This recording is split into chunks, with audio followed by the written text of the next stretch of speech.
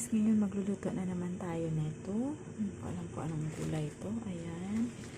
So, gisahin lang natin siya guys. Una-una, linisan natin siya syempre, diba? Ayan. Hugasan.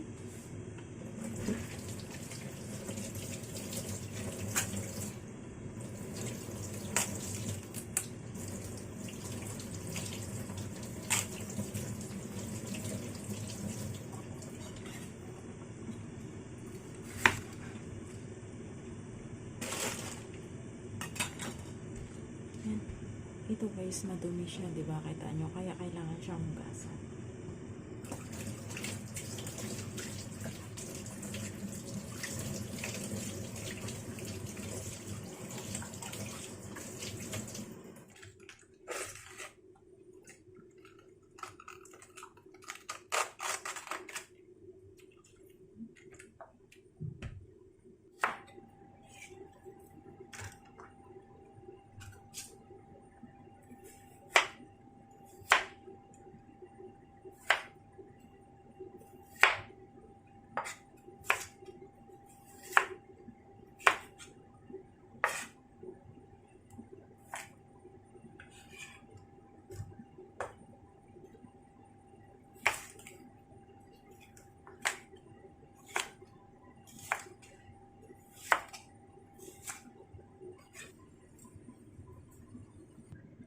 So guys, ayan na siya, na-slice na natin, ayan. At yung garlic natin na gagamitin, pero mamaya pa. So ngayon, ang gagawin ko, magpakulo na ako ng tubig.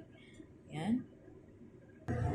Guys, ito na yung ating tubig. So nagpakulo na ako, ilalagay na natin yung ating gulay. So bago yan, maglagay muna tayo ng asin. Ayan.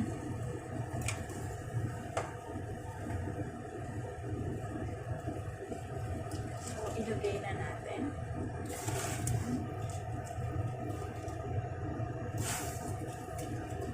Guys, yung tamang kulo lang siya guys, kasi nga, at saka yung pagluto nito guys, medyo matigas kasi siya, kaya depende sa kakain.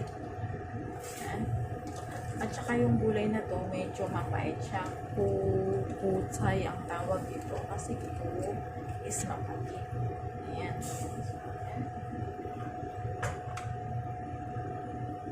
Na natin. Kulang ata yung aking tubig. Ayan.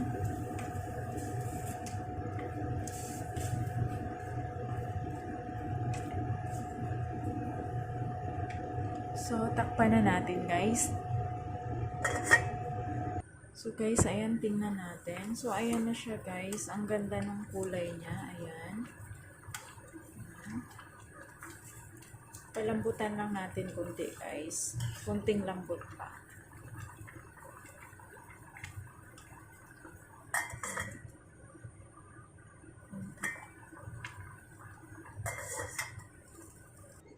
So ayan guys, okay na siya. Haunin na natin. Yung i-drain muna natin siya guys.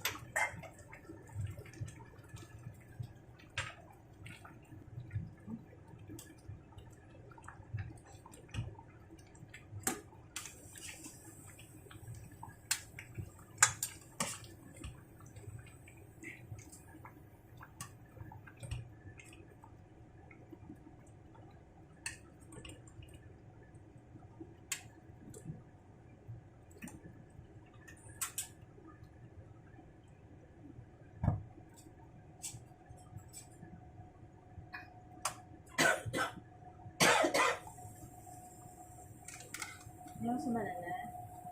Si Juan. Juan sa sakit.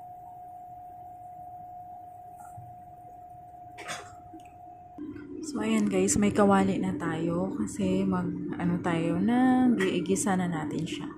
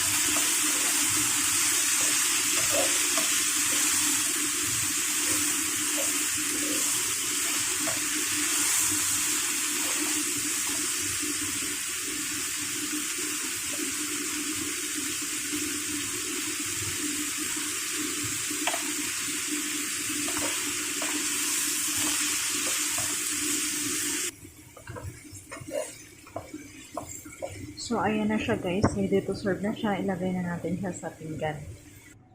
So guys, ayan na siya. Talagang mapait siya.